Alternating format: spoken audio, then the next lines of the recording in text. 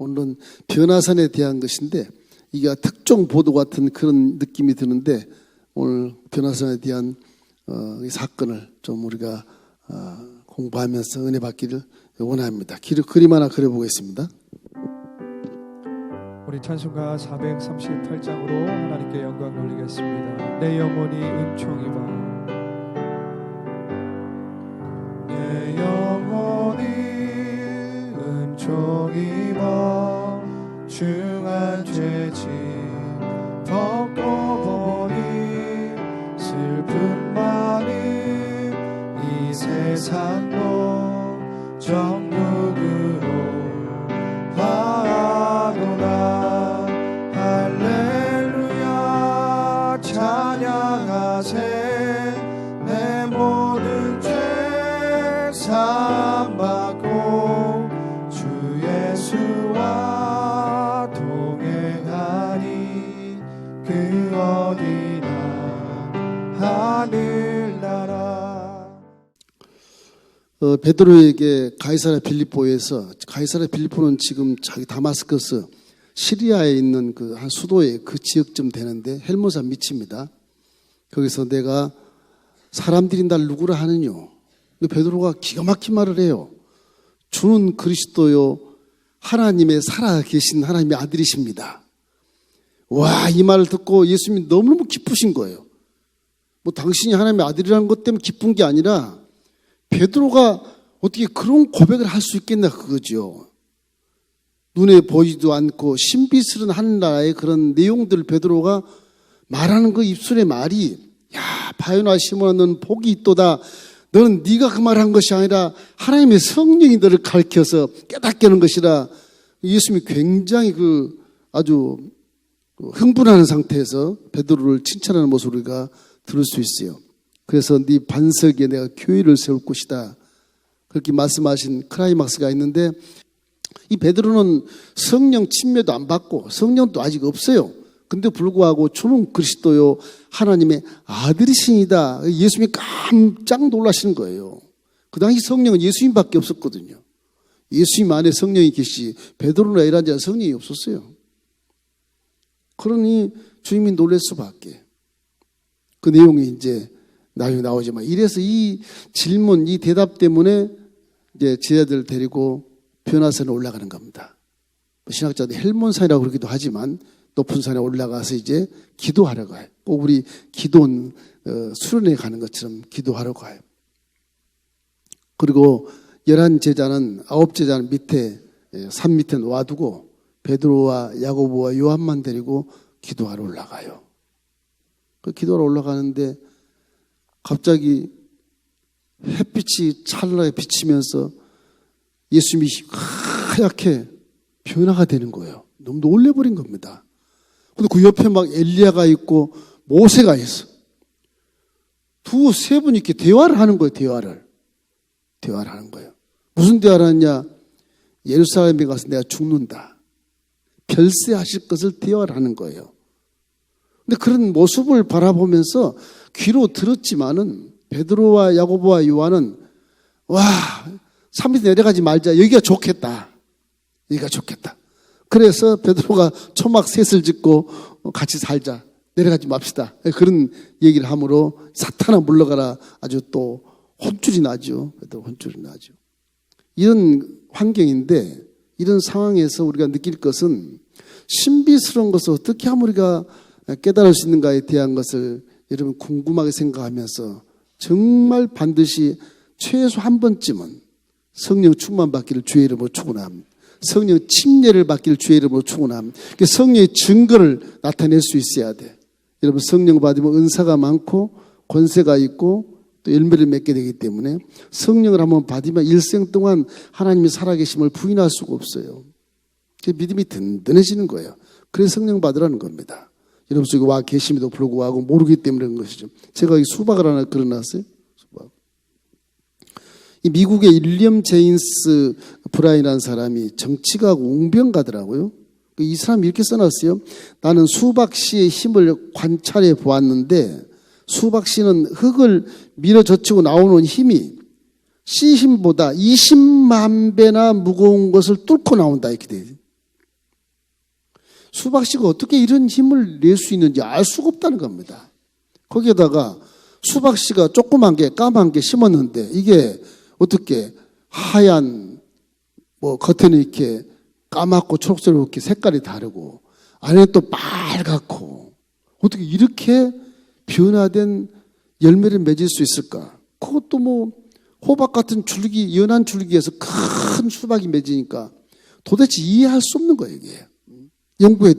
연구를 해도 이해할 수 없는 거예요. 그래서 이 사람이 하는 말이, 야, 이 조그만 검은 씨가 정말 이렇게 큰 수박이 돼서 나온 거, 이 신비를 내가 설명할 수 있다면은 나는 정말로 신의 신비를 설명할 수 있겠다. 이런 생각을 하면서 계속 연구하는데 그 신비를 끝까지 파헤치를 못하겠다는 그런 고백을 하고 있어요. 그래서 하는 말이, 우리는 이 땅에 모든 것이 있는 것처럼 살고 있는데 그거는 아주 영혼 속에 티끌만한 거다. 오히려 안 보이는 것, 거기에 더 큰 신비가 있다. 그래서 눈을 뜨고 보지 말고 눈을 감고 오히려 신비를 체험하는 것이 낫다. 이렇게 돼요. 맨 마지막에 세상 즐거움에 너무 큰 의미를 두지 말라. 이렇게 돼 있으면서 우리는 영혼을 바라보며 사는 순간의 존재들이니까 영혼을 잊으면 안 된다. 이 정치가입니다. 운명가. 물론 크리스찬이겠지만 이 자기가 믿는 신앙에 대해서 공부하고 어떻게 하면 열심히 하는 연구에서 만나볼까 하는 그런 연구하는 그런 심도 있는 그런 신앙인, 깊이 있는 신앙인, 내 복만 달라고 구하지 말고 하나님이 지금 어디 계신가, 하나님이 어떻게 역사하는 것인가, 하나님은 정말 계신가, 내 안에 성령이 정말 계신가, 이걸 체험하고 확인하는 그런 일들이 반드시 있어야 된다는 거죠. 그것이 있을 때 진정한 크리스찬이 될 수 있다는 것입니다. 주님은 성경을 통해서 이 사역 속에서 3번 이렇게 나는 그리스도라 그런 말을 하신 적이 있어요. 난 그리스도라. 그게 뭐냐, 예수님의 공생의 초기에 침례요한한테 침례 받을 때 성령인으로서 이런데 사랑하는 아들이다, 내 기뻐하는 자라 그렇게 돼 있잖아요. 이름이 하나님의, 예수님이 하나님의 아들이라는 것을 성령이 하늘문을 비둘기가 내놓으시면서 음성이 들려서, 그것이 이 예수는 하나님의 아들이라는 것을 증명을 해줬습니다. 두 번째는 변화산에서 얘기해서 내 사랑 아들이다 그 말을 또 들려요. 또 들린 것입니다. 그리고 셋째는 이제 로마 백부장 십자가에 달려 예수님이 돌아가실 때 백부장이 하는 말, 마가복음 15장 39절 말씀에 이 사람은 진실로 하나님의 아들이었도다. 그렇게 이렇게 밝히 말해주고 있는 것이거든요. 이 3가지가 예수가 하나님의 아들이라는 걸 증명하고 있습니다. 그래서 이 베드로의 신앙 고백을 예수님이 굉장히 기뻐하신 거예요. 반석에 내 기업을 세웠다고 할 만큼 기뻐하고, 거기에서 천국의 열쇠를 주겠다. 내가 땅에서 매면 하늘에서 매일 것이고 땅에서 풀면 하늘에서 풀리리라. 당연하잖아요. 베드로처럼 영적인 신비를 체험하기를 주의 이름으로 축원합니다. 이 사람 지금 성령도 없어요. 자기 입에서 나오는 말이야 이게. 성령이 쉽게 사는 말이에요 사실은. 밖에서. 성령 나중에 예수님 승천하시고 나서 한참 후에 오순절에 성령 받아요 베드로가. 성 받지 않는 사람도 이렇게 성령이 밖에서 믿음을 보시고 말하게 하신데, 우리는 성령이 안에 계신데도 성령이 있음도 듣지 못하고 알지도 못하고 살아간다는 건 믿음에 문제가 생기는 거예요. 여러분 성령을 인정하고 환영하시고 의지하기를 주의 이름으로 축원합니다. 자, 왜 이러한 사건을 이제 들으시면서 예수님이 마지막 제 아들이 무엇을 가르치려고 변화산에 올라갔을까? 그게 뭐냐 그러면 모세는 율법을 얘기해요. 율법을. 모세가 오른편에 있었어요. 율법을 얘기해요. 모세가. 율법, 구약의 율법에 대한 모든 역사는 예수를 오실 것을 기대하면서 일어난 겁니다.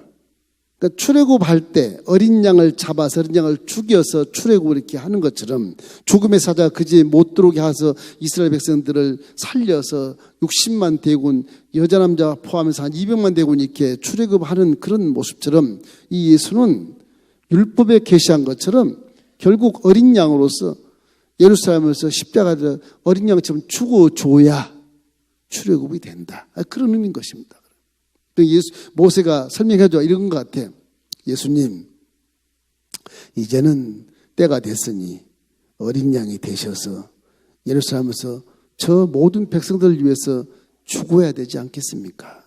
그렇게 말씀하시는 거예요. 그렇게 말씀하시는 거예요. 한쪽은 엘리야가 있어요. 엘리야가 누구예요? 선지자 중에 최고의 선지자. 하나님이 굉장히 엘리야를 가깝게 하시고 아주 일세계에 하나 있을까 말까 한 그런 선지자로 사용하셨잖아요. 엘리야가 딱 옆에 서서 예수님, 하나님이 저에게 예언한 말씀 그대로 모든 선지자들이 예수님에 대한 예언을 한 그대로 이제 죽으시고 그 길을 통해서 많은 백성을 천국으로 끌어들여야 하지 않겠습니까? 그런 말씀을 하신 거와 똑같아요. 이걸 베드로와 요한과 야고보가 들었어요. 무슨 말이야? 별세를 말도 안 돼. 들은 겁니다. 그래서 이제 베드로가 사탄이 돼서 절대 그럴 수 없습니다. 그렇게 해서 야단을 맞는데 이 말씀을 하시는 거예요. 그 예수님이 저렇게 보이신 것은 신기하게 아홉 제자는 저 산 밑에 있는데 세 제자만 딱 올려서 보이게 하거든요. 세 제자만 딱 올려. 믿음이 좋은 곳으로 인정이 되는 겁니다. 세 사람이. 그래서 베드로가 나중에 수제자가 되고 요한과 야고보는 대이스라엘 제국의 로마 제국과 함께 사내들인 공회의 대표자를 계속 순서대로 하는데 아주 지대한 그런 영향을 끼치는 그런 대표자가 되는 것이죠. 그래서 기독교가 초대교회에 발전되는 그런 모습을 우리가 역사를 통해서 볼 수 있게 되는 것입니다. 이 신비스러운 모습을 어떻게 우리가 좀 체험해야 될까? 결국은 우리 안에 계신 성령을 통해서만 체험될 수 있는 것이거든요. 그 성령이 그렇게 중요한 겁니다, 여러분. 겉으로만 내 지식이나 이성이나 경험으로 이렇게 판단하지 말고 눈을 감고 내 안에 계신 성령이 하신 말씀을 자꾸 듣는 그런 훈련을 자꾸 하십시오. 지금 무슨 말씀을 주실까? 무슨 말씀을 주실까? 가끔 제가 어떤 예배 인도할 때 가끔 눈을 감고 십자가를 상상하고 딱 숨도 멈추고 세면서를 들읍시다고 멈출 때가 가끔 있는데 그럴 때 그런 식으로 해서 들으면 세면 음성이 들릴 때가 있어요. 기적같이. 그런 것이 한 번만 들려도 일생 동안 이 믿음이 흔들리지 않습니다. 여러분 성령으로 충만하게 주의 이름으로 축원합니다. 그래서 예수님이 이걸 보여주신 이유 변화산의 변화를 보여주신 이유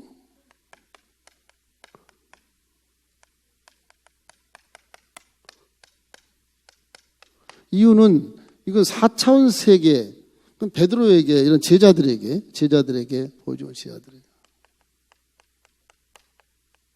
제자들에게 4차원의 체험을 하게 하는 거예요. 그래서 하나님의 아들 내가 하나님의 아들이다 이놈들아 그런 얘기입니다. 아들이라.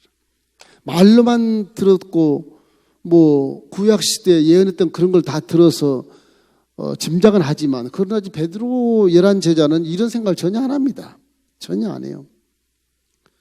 베드로의 생각은 이런 것이 전혀 없고 이 예수 선생님이 가이사 황제의 자리를 확 뒤엎어버리고 로마 제국을 뒤엎어버리고 거기 황제가 될 것이라고 생각하는 것이거든요.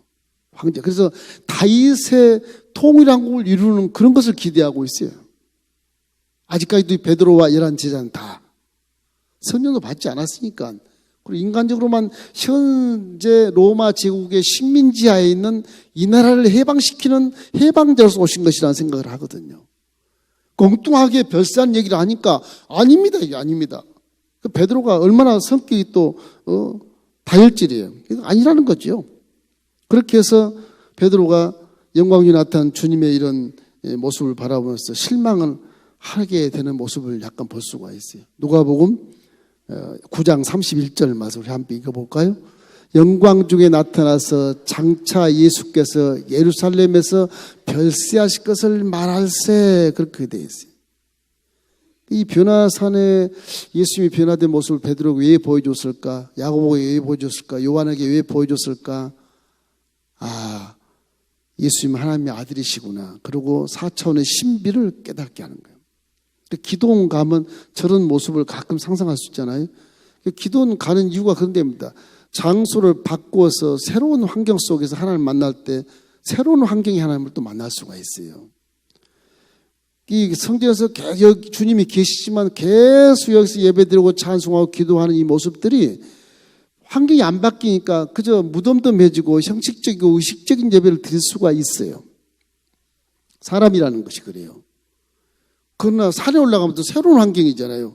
와, 새로운 환경. 세상 다 뒤로 하고, 자식 뒤로 하고, 사업 뒤로 하고.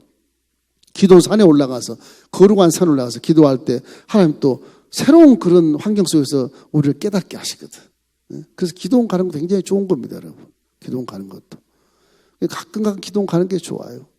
성찬도 자주 해야 되겠지만 이렇게 매월마다 한 번씩 하는 것도 굉장히 좋은 그런 영적인 체험을 할 수 있는 기회이거든요. 그러니까 신령과 진정으로 예배를 드리면 어디서나 성령이 깨닫게 하시지만 우리의 삶 자체가 이렇게 의식적이고 형식적이고 습관적으로 이렇게 예배를 드리게 되면 거기는 깨달음이 별로 없어요.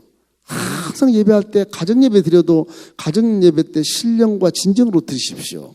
그 시간만큼은 대충 하지 말고 그 신령을 드릴 때 그때 성령이 순간적으로 깨닫게 하시거든요. 그렇기 때문에 4차원의 세계를 보여주시기 위해서 변화산에 데리고 올라가셨다. 왜 세 사람만 데리고 올라갔을까? 마음이 합당하니까 그랬겠죠.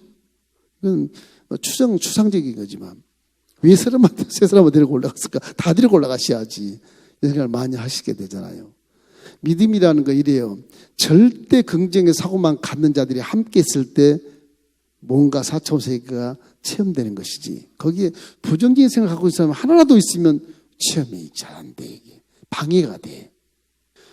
소원을 이렇게 치료할 때도 달다금 일어나라 했을 때도 부정적인 사람, 우는 사람, 잔다고 한 사람, 다 죽었다는 사람 전부 쫓아내버리고 베드로만 딱 데리고 그리고 야이로 회당장 데리고 그러고 올라가서 방에 가서 셋만 써가지고서 소녀가 죽었는데 예수님이 달다금 하니까 소녀가 또 일어나서 먹을 것을 주어라. 그럼 먹잖아요.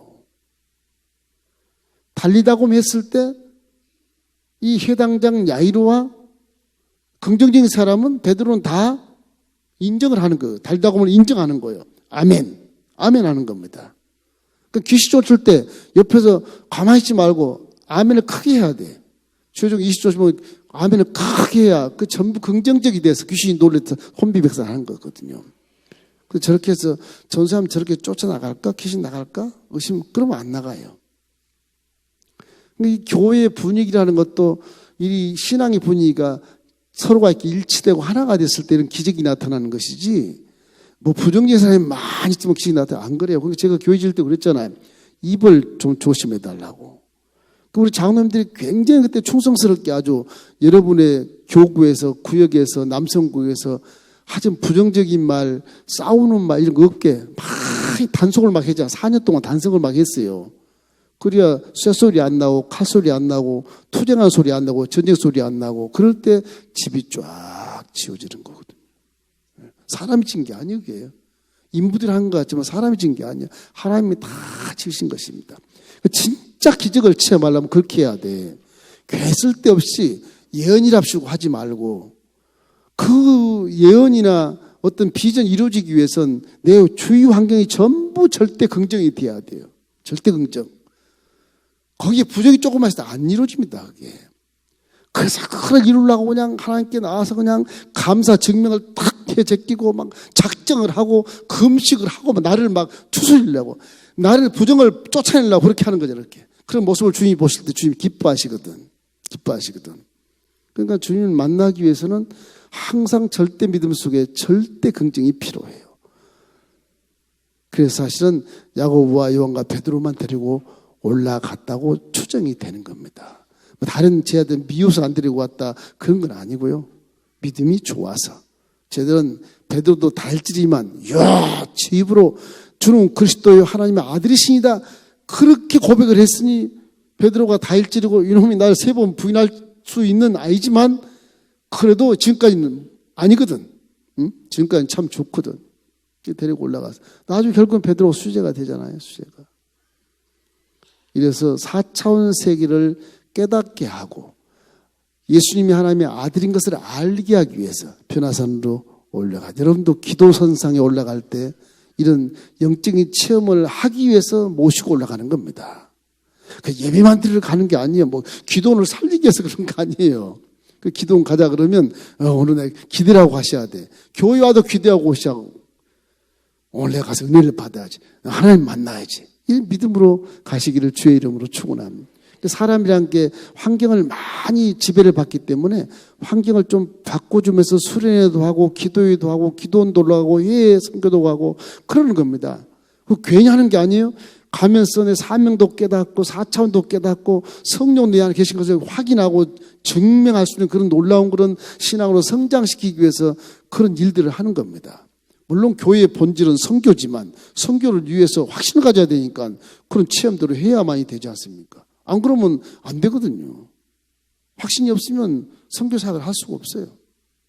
그래서 여러분이 교회 생활에 이런 일련의 행사같이 보이지만 그 행사가 다 여러분을 하나님이 살아계심을 깨닫게 하고 4차원색을 체험하기 위해서 그렇게 하는 겁니다. 둘째는 변화선 사건을 해석해 보면 어떻게 해석해야 되는가? 해석의 문제입니다.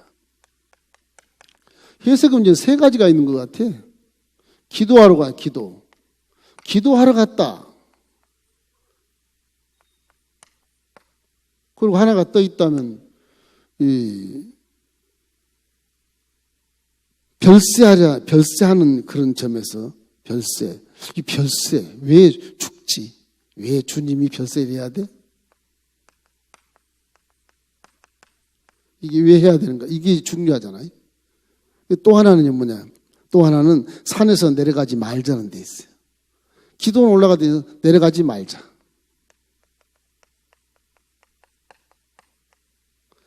말자. 이 세 가지가 나와요. 해석상에. 4차원세를 지금 바라보고 체험하고 있는데 여기는 베드로와 요한과 야고보마대로 기도하러 산에 가다. 기도가 목적이다. 그렇게 볼 수 있어요. 기도가 목적이다. 그런 차원에 초점을 맞추면 기도로 초점을 맞추면 베드로와 야고보 요한의 영성의 해석이 따르는 거예요. 그죠? 기도로 초점 맞추면. 별세에 초점 맞추면 예수님이 왜 죽어야 되는데 이런 곳에서 초점이 맞춰지게 되고 너무너무 휘황찬란하고 신비스러운 체험을 하니까 산에 내려가지 말자. 여기가 좋사니 초막 셋을 짓고 그냥 삽시다. 세상 싫습니다. 배 버려두고 고기 다 버려두고 자식 보러 그저 쫓아왔는데 세상 싫어. 세상이 지겹거든. 저런 초점에 대해서 생각을 하게 돼 인본적으로. 그런데 실제는 이것이 이게 주된 목적이 아니라 내려가야 돼. 세상으로 가야 돼. 선교해야 돼.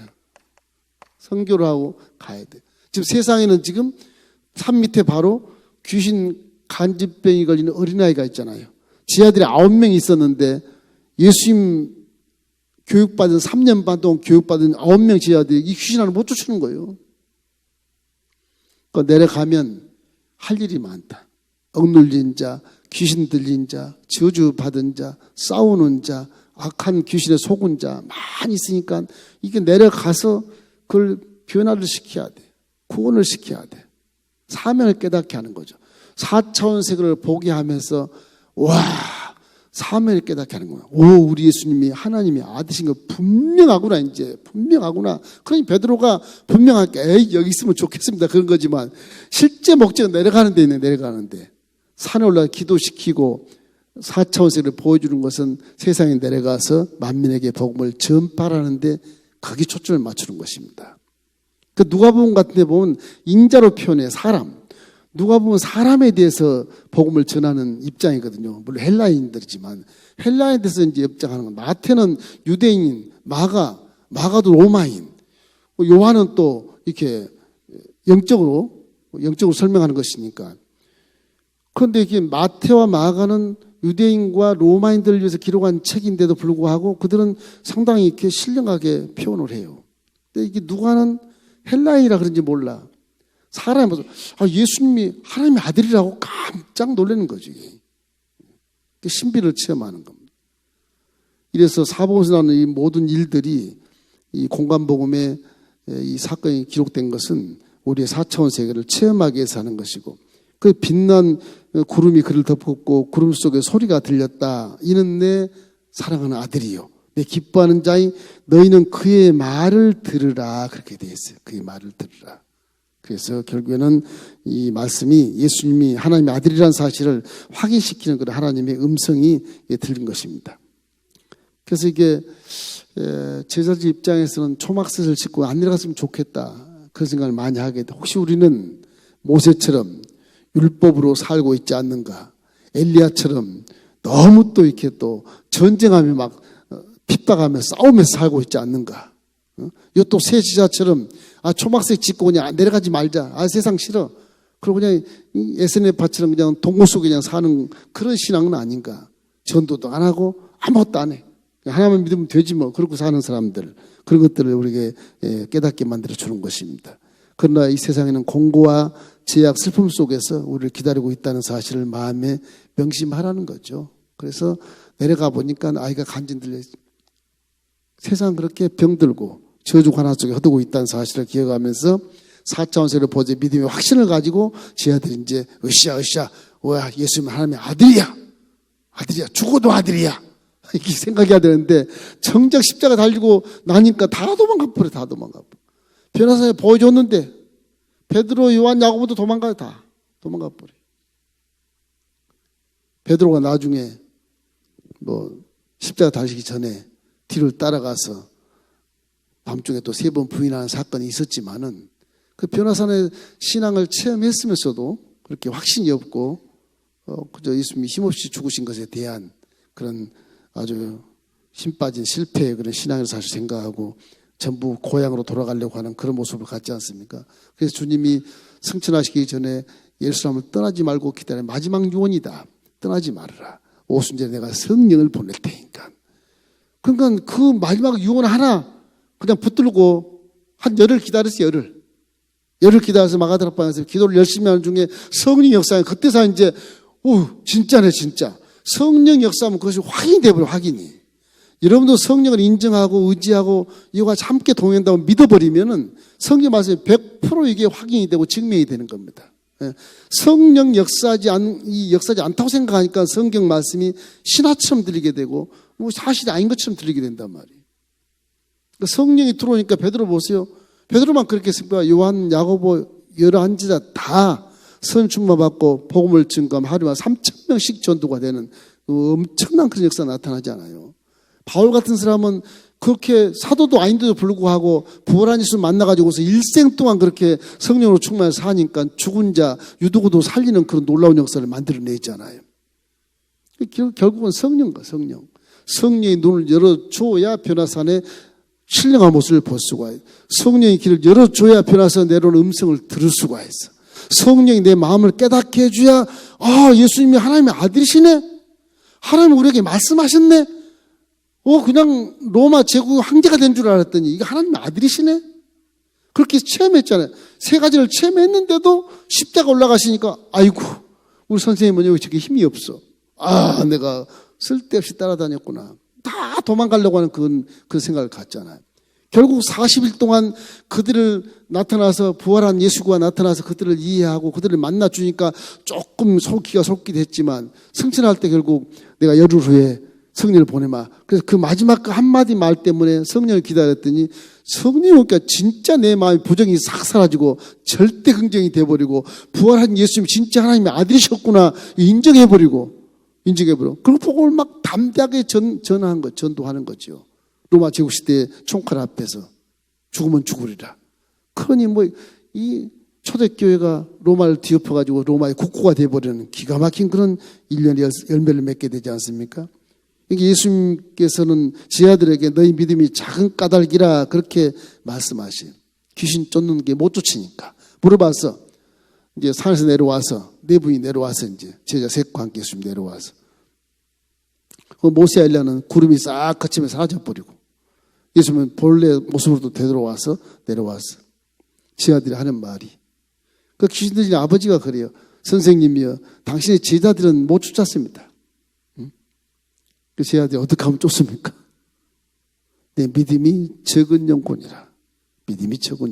믿음을 얘기해. 믿음을 자꾸 의심하니까 변화산에 보여주는 그것도 의심하니까 보여준 거죠. 이제 마지막으로 이거는 제 아들이 이제 믿음의 그런 작은 믿음이라서 그런 것이다. 너희들의 겨자씨만한 믿음만 있어도 이 산들을 명하여 바다에 던지려면 던질 것이요. 그렇게 말씀하시잖아요. 겨자씨만한 믿음만 있어도. 이 믿음이라는 게요. 제가 언젠가 설명한 적이 한 번 있는데 믿음의 지분이 이렇게 한 평짜리도 있고 10평짜리도 있고 그래요. 10,000평짜리도 있고 이게 1평, 1,000평, 1,000평 그러면 이 한 평 조그만 믿음도요. 여기도 기적이 나타납니다. 기적이 나타나요. 여기도 있고 여기도 기적이 나타나요. 단지 믿음의 지분을 적게 주는 사람, 많이 주는 사람 그것뿐이지. 적게 주는 사람은 조금만 일하다 사명 감당하고 가면 돼. 많이 주는 사람은 굉장히 일을 많이 하지만 그러나 상은 똑같습니다. 주어진 사명만 이루면 되는 것이니까. 그러니까 땅을 한 평 주는 것도 거기에 믿음을 주는 것은 이 하나님 말씀을 그 믿음의 땅에 심으라고 주는 거예요. 네 생각 가시덤 뿌리 심지 말라는 거예요. 말씀은 믿음에 심어야 싹이 나고 꽃이 피고 열매를 맺지 인간적인 이성과 지식 속에 말씀을 심으면요 못 자라나요 이게요. 잘할 수가 없어요. 그럼 예레미야서 4장 3절에 보면 그런 말씀이 있어요. 가시덤불에 파종하지 말아라. 그게 인본주의적인 생각 속에 말씀을 파종하지 말라는 겁니다. 안 나요, 안 나, 그것이. 그래서 주님은 이와 같이 제 아들을 꾸짖으면서 말씀하신 것입니다. 요한복음 14장 12절 말씀 우리 한번 읽어볼까요? 진실로 진실로 너에게 이르노니 나를 믿는 자는 내가 하는 일을 그도 할 것이요 또한 그보다 더 큰 일도 하리니 이는 내가 아버지께로 감이라. 아버지께로 간다는 말, 그 성령을 보내시면 너도 나처럼 할 수 있다 하는 것입니다. 예수님은 이 지구상에 최초로 성령과 함께 오신 분이잖아요. 성령과 함께 오신 분이요. 성령으로 잉태되시고 침례할 때 성령이 이제 움직이시는 거예요. 저같이. 그렇게 해서 뭐 광야의 마귀에 시험 당하는 거 다 이기시고 그리고 먹고 마시고 누른 거 전혀 걱정 안 하시고 주어진 사명을 감당하고 가시는 것이거든요. 이 성령이 여러분도 함께 하시면 바울처럼 죽은 자도 살리는 놀라운 역사가 나타날 수 있다. 이런 것을 믿으시기를 주의 이름으로 축원합니다. 그래서 사도행전 1장 8절 말씀에 오직 성령이 너에게 마시면 너희가 권능을 받고 예루살렘과 유다와 사마리아와 땅끝까지 이르러 내 증인이 되리라. 성령이 임하시면 증인이 되는 것이니까 예수님의 증인도 되지만 하나님의 증인도 되는 것이고요. 예수님의 능력과 하나님의 능력으로 우리가 행사할 수 있다고 하는 것을 우리에게 말씀하신 것입니다. 이렇기 때문에 이 변화산의 사건은요. 일단 제자들과 우리들에게 4차원 세계를 깨닫게 하고 그 네가 믿는 예수가 하나님의 아들이라는 것을 분명하게 확신시켜 주는 거예요. 구약 수천 년 지나온 율법의 얘기들 뭐 그냥 아브라함부터 시작해서 400, 500년 후에 출애굽부터 시작해서 쭉 하나님이 함께 하신 40년의 광야 생활에서 강한 땅에 들어가고 강한 땅에 들어가서 무슨 사사시대 지나고 열왕시대 다 지나고 그 쭉쭉 지나가면서 바벨론 포로도 잡혀갔지만 그 세월들 모든 율법의 과정들이 예수를 만나기 위해서 진행된 것이죠. 예수를. 그래서 모세가 나타나는 거예요. 예언한 모든 하나님 직접 직통계시로 예언해 준 선지자들에게 한 말씀을 그대로 이루려고 엘리야가 딱 서 있는 거예요. 이제 별세해야 되지 않겠습니까? 그런 거죠. 이제는 올라가야 되지 않겠습니까? 이제 마지막 아주 클라이막스 십자가 위에서 이 모든 인류의 죄를 다 짊어지고 함께 죽고 부활승천 해버리면 이제 끝나는 겁니다. 세상 끝나는 거. 믿는 자는 다 구원받게 되는 거예요. 할렐루야. 그 계시를 말씀해요. 이게 기독교의 아주 큰 산맥의 정상 십자가가 이거 하나로 끝나요. 나중에 재림하신 거는 믿는 자들 위에서 내려오시는 것이지 그건 뭐 한 심판에 불과한 것이고요. 십자가가 아주 키포인트입니다. 십자가가. 그래서 구약 율법 모세가 했던 모든 그런 창세기, 출애굽기, 레위기, 신명기, 민수기 모든 모세오경을 비롯한 모든 이런 책들은 다 예수님을 위해서 있는 책이에요. 예수님만 바라. 모세도 바라보지 말고 엘리야도 바라보고 예수님만 바라봐야 돼. 예수님만. 그걸 가리키는 그걸 가리키는 거예요. 그 기독교 신앙은 하여튼 예수님이 키포인트고 십자가가 키포인트. 그 키포인트를 통해서 죄가 용서받은 길을 열어놓았고 그리고 축복받은 길을 열어놨고 건강한 길을 열어놨고 영생의 길을 열어놨지 않습니까? 그런 것이거든요. 이기 때문에 이 변화사상의 이 4차원 세계를 체험하게 하는 예수님의 의도는 아주 굉장히 중요한 거예요. 성령 받지 않은 그들에게 신비를 체험하게 만드는 거예요. 깜짝 놀라는 거예요. 그러니까. 그런 겁니다. 그래도 사람은 또 환경이 바뀌니까 또 그냥 3번씩 부인하고 뒤돌아서고 그런 게 나오지 않아요. 베드로가 얼마나 격렬하게 반대했는데요. 초막 새치고 내려가지 맙시다. 주님. 사탄아 물러가라. 사탄아 물러가라. 하나님이 하신 말씀의 별세의 그런 말씀을 듣고도 내려가지 맙시다. 너무 휘황찬란하고 좋으니까. 환상이 여러 가지 그런 정말 4차원 세계를 이렇게 바라보는 그런 것들은 꿈도 좋은 꿈 꾸면 환상 속에서 깨고 싶지 않잖아요. 직접 보았으니 얼마나 기가 막히겠어요. 이제 예수님께서 그 능력으로 이 땅에 현존하는 모든 부조리를 다 척결하고 로마의 가이사 왕에 딱 앉을 것을 이 베드로는 생각하고 앉아 있는데 그냥 별세하신다 그러니까 안 됩니다. 그럴 수 없습니다. 그게 사탄이 돼버려 사탄이. 그래서 예수는 스스로 죽음의 길을 가겠다는 것인데 베드로는 현실적인 그 이해관계에서 이렇게 용납할 수가 없었기 때문에 그러면 안 된다고 이렇게 반항을 하게 되는 것입니다. 그래서 율법과 예언과는 차원이 다른 예수는 하나님의 아들이다. 아들이다. 이런 확신을 심어주는 것이죠. 그래서 예수를 통해서 복음이 눈먼 자를 다시 보게 하고 눌린 자를 자유케 하고 병든 자를 치료해주는 놀라운 복음이 계시된 것입니다. 이게 복음, 굿뉴스예요. 굿뉴스. 아주 좋은 말이잖아요. 새드가 아니에요. 굿뉴스야. 기쁜 소식. 얼마나 감사해요. 그래서 베드로 신앙 고백도 중요하긴 하지만은 베드로 신앙 고백 주는 그리스도의 하나님의 아들이시냐 그 고백도 중요하지만 더 중요한 거는 변화산의 사건, 4차원의 세계를 체험하기 더 중요합니다. 이걸 체험해야 믿게 되니까. 그러니까 체험 신앙을 강조하시는 거예요. 체험 신앙. 체험 신앙을 있어야 믿음을 지키기 때문에 그런 것입니다. 그래서 우리는 항상 예수님을 하나님의 아들로 인정하고 여러분이 증명하기를 주의 이름으로 축원합니다. 자, 마지막에 뭐가 되냐? 이제 내려가야 되는데, 내려가야 돼. 이런 체험을 해서 반드시 세상으로 내려가야 돼. 세상. 산에 있으면 안 돼. 이건 선교를 위해서, 선교를 위해서. 전도를 위해서 내려가야 돼. 그냥 산에서 에스네마처럼 평생 거기서 뭐 먹고 결혼도 안 하고 그냥 난 재짓기 싫으니까 세상 안 나갈 거야. 그러고 기도만 하고 있으면 이 복음의 의지가 전혀 없는 거. 복음이라고 하는 건 선교하기 위해서 주시는 거거든요. 이게.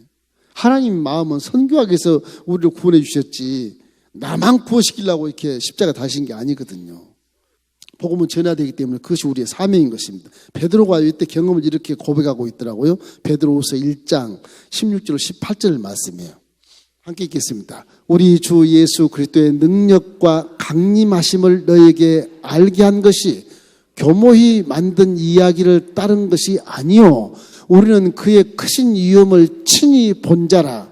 지극히 큰 영광 중에서 이러한 소리가 그에게 나기를 이는 내 사랑하는 아들이요 내 기뻐하는 자라 하실 때에 그가 하나님의 아버지께 존귀와 영광을 받으셨느니라. 이 소리는 우리가 그와 함께 거룩한 산에 있을 때 하늘로부터 난 것을 들은 것이다.